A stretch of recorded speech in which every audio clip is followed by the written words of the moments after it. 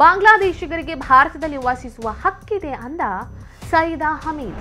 ಈ ಭೂಮಿಯನ್ನ ಮಾಡಿರೋದು ಅಲ್ಲಾಹುವಂತೆ, ಯಾರು ಎಲ್ಲಿ ಬೇಕಾದರೂ ಇರಬಹುದಂತೆ. अल्लाह ने ये धरती बनाई है इंसानों के लिए, ये हैवानों के लिए तो नहीं बनाई है. ಸೈದಾ ಹೇಳಿಕೆಗೆ ಕೆಂಡಾಮಂಡಲರಾದ ಹಿಮಂತ್ ಬಿಸ್ವಾ ಶರ್ಮಾ. ಈಕೆಯ ಹೇಳಿಕೆಯ ಕುರಿತು ಅರ್ನಬ್ ಗೋಸ್ವಾಮಿ ಏನಂದ್ರು? ನಮಸ್ಕಾರ.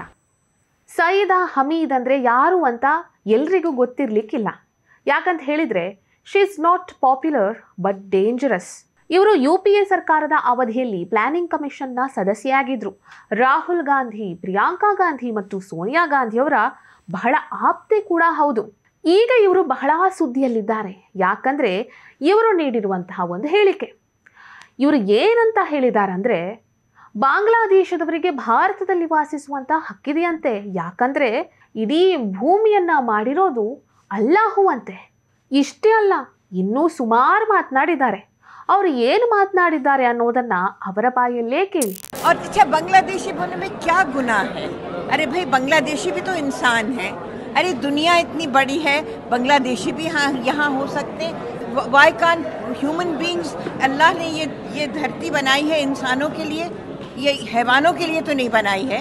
ಬಾಂಗ್ಲಾದೇಶಿಗರು ಭಾರತದಲ್ಲಿ ಇರಬಹುದು ಅನ್ನೋದು ಒಂದು ಭಾಗ, ಬಾಂಗ್ಲಾದೇಶದವರಿಗೆ ಭಾರತದಲ್ಲಿ ಇರೋದಕ್ಕೆ ಹಕ್ಕಿದೆ ಅನ್ನೋದು ಇನ್ನೊಂದು ಭಾಗ. ಇವ್ರು ಹೇಳಿರೋದೇನು? ಬಾಂಗ್ಲಾದೇಶದವರಿಗೆ ಭಾರತದಲ್ಲಿ ವಾಸಿಸುವಂತ ಹಕ್ಕಿದೆ ಅಂತ. ಇದೆಂಥ ನಾನ್ಸೆನ್ಸ್ ಅಲ್ವಾ? ಇಂಥವರೆಲ್ಲ ನಮ್ಮ ದೇಶದ ಪ್ಲಾನಿಂಗ್ ಕಮಿಷನ್ನ ಸದಸ್ಯ ಆಗಿದ್ದಾಗ ಇವರು ಏನೆಲ್ಲ ಮಾಡಿದ್ರು ಅಂತ ಈಗ ನೆನಪಿಸ್ಕೊಂಡ್ರೆ ಒಂದು ರೀತಿ ಆತಂಕ ಆಗುತ್ತೆ.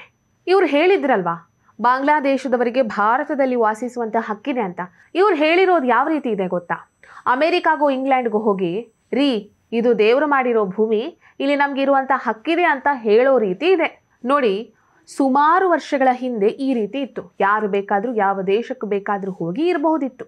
ಆದರೆ ವೀಸಾ ಪದ್ಧತಿ ಅಂತ ಬಂದ ಮೇಲೆ, ಒಂದು ದೇಶ ಅಂತ ಐಡೆಂಟಿಟಿ ಗಟ್ಟಿ ಆದ ಮೇಲೆ ನಮಗಿಷ್ಟ ಬಂದಾಗಿ ಒಂದು ದೇಶಕ್ಕೆ ಹೋಗಿ ಇರೋದಕ್ಕಾಗಲ್ಲ.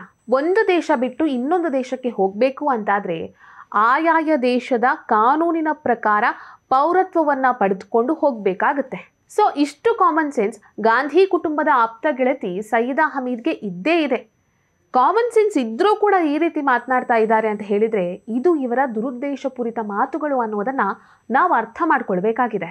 ಇವರಿಗೆ ಅಸ್ಸಾಂನ ಸಮಸ್ಯೆ ಏನು ಅನ್ನೋದೇ ಅರ್ಥ ಆಗ್ತಿಲ್ಲ. ಅದಕ್ಕಾಗಿ ಈ ರೀತಿಯಾಗಿ ಹೇಳಿಕೆಗಳನ್ನು ಕೊಟ್ಟುಬಿಟ್ಟಿದ್ದಾರೆ. ಇವರ ಮಾತುಗಳನ್ನು ಕೇಳಿಸಿಕೊಂಡಂತಹ ಅಸ್ಸಾಂನ ಮುಖ್ಯಮಂತ್ರಿ ಹಿಮಂತ ಬಿಸ್ವಾ ಶರ್ಮಾ ಕೆಂಡಾಮಂಡಲರಾಗಿದ್ದಾರೆ. ಅವ್ರು ಏನು ಹೇಳಿದ್ದಾರೆ ಒಂದ್ಸಲ ಕೇಳಿ.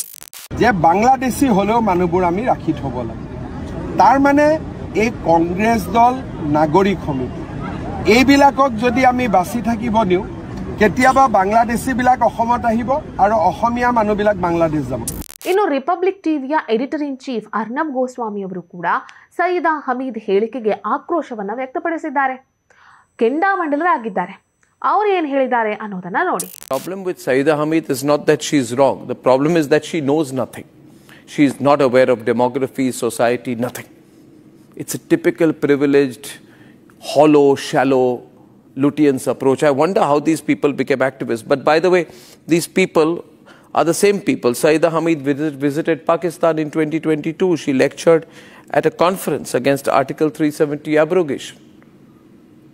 Ladies and gentlemen, imagine if the Congress party were to come to power in Assam, if the Congress party was to come to power nationally, what would happen?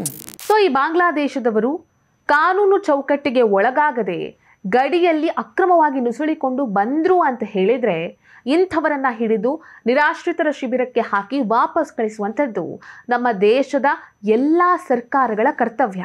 ಈಗ ಈ ಸೈದಾ ಹಮೀದ್ ಮಾತಾಡಿರೋದು ಹೇಗಿದೆ ಅಂದರೆ, ಕಾಂಗ್ರೆಸ್ ಮತ್ತು ಕಾಂಗ್ರೆಸ್ನ ಆಪ್ತ ವಲಯದವರೆಲ್ಲರ ಪ್ರಾಬ್ಲಮ್ ಒಂದೇ ಅಂತ ಅನಿಸುತ್ತೆ. ಅವರು ತಮ್ಮ ರಾಜಕೀಯ ಉದ್ದೇಶಗಳಿಗಾಗಿ ಈ ರೀತಿ ಮಾತುಗಳನ್ನು ಆಡ್ತಾರೆ. ಇತ್ತೀಚೆಗೆ ಹಿರಿಯ ವಕೀಲ ಕಾಲಿನ್ ಗೊನ್ಸಾಲ್ವೇಸ್ ಮತ್ತು ಪ್ರಶಾಂತ್ ಭೂಷಣ್ ಅವರು ರೋಹಿಂಗ್ಯಾ ಮುಸ್ಲಿಮರಿಗೆ ಭಾರತದಲ್ಲಿ ಉಳಿಯುವಂಥ ಹಕ್ಕಿದೆ ಅಂತ ಹೇಳಿ ಮೇಲ್ಮನವಿಯನ್ನು ಸುಪ್ರೀಂ ಕೋರ್ಟ್ಗೆ ಸಲ್ಲಿಸಿದ್ರು. ಇವರ ಈ ಮೇಲ್ಮನವಿಗೆ ಸುಪ್ರೀಂ ಕೋರ್ಟ್ ಉಗಿದು ಕಳಿಸಿತ್ತು. ಭಾರತದಲ್ಲಿ ಎಲ್ಲಿ ಬೇಕಾದರೂ ವಾಸಿಸುವ ಹಕ್ಕನ್ನ ಭಾರತೀಯ ನಾಗರಿಕರಿಗೆ ಮಾತ್ರ ಸೀಮಿತಗೊಳಿಸಲಾಗಿದೆ. ಭಾರತದ ನಾಗರಿಕರಲ್ಲದವರನ್ನ ವಿದೇಶಿಗರ ಕಾಯ್ದೆಗೆ ಅನುಗುಣವಾಗಿ ನಿರ್ವಹಿಸಲಾಗುತ್ತೆ ಅಂತ ಹೇಳಿತ್ತು. ಈಗ ಸೈದಾ ಹಮೀದ್ ಏನ್ ಸ್ಟೇಟ್ಮೆಂಟ್ ನೀಡಿದ್ದಾರೆ ಅದು ದುರುದ್ದೇಶಪೂರಿತ ಸುಳ್ಳು. ಇವರ ಹೇಳಿಕೆಗಳನ್ನ ಕೇಳ್ತಾ ಇದ್ರೆ ಗಾಂಧಿ ಕುಟುಂಬಕ್ಕೆ ಆಪ್ತರಾಗಿರುವವರು ಎಲ್ಲರೂ ಕೂಡ ಇದೇ ತರಾನಾ ಅಂತ ಅನ್ಸೋಕೆ ಶುರುವಾಗುತ್ತೆ. ಇನ್ನಾದ್ರೂ ಇವರು ಒಂದ್ ಸ್ವಲ್ಪ ಬುದ್ಧಿ ಉಪಯೋಗಿಸಿ ಮಾತನಾಡಿದ್ರೆ ಒಳ್ಳೇದು ಅಂತ ಅನ್ಸುತ್ತೆ. ಈ ವಿಡಿಯೋ ನಿಮ್ಗೆ ಇಷ್ಟ ಆಗಿದ್ದಲ್ಲಿ ಲೈಕ್ ಮಾಡಿ, ಶೇರ್ ಮಾಡಿ, ಕಮೆಂಟ್ ಮಾಡಿ. ನೀವಿನ್ನೂ ನಮ್ಮ ಹೊಸದಿಗಂತ ಡಿಜಿಟಲ್ ಚಾನೆಲ್ ಅನ್ನ ಸಬ್ಸ್ಕ್ರೈಬ್ ಮಾಡಲಿಲ್ಲ ಅಂದ್ರೆ ದಯವಿಟ್ಟು ಸಬ್ಸ್ಕ್ರೈಬ್ ಮಾಡಿ. ಹೆಚ್ಚಿನ ಮಾಹಿತಿಗಾಗಿ ಪಕ್ಕದಲ್ಲಿರುವಂತಹ ಬೆಲ್ ಐಕನ್ ಅನ್ನ ಪ್ರೆಸ್ ಮಾಡಿ.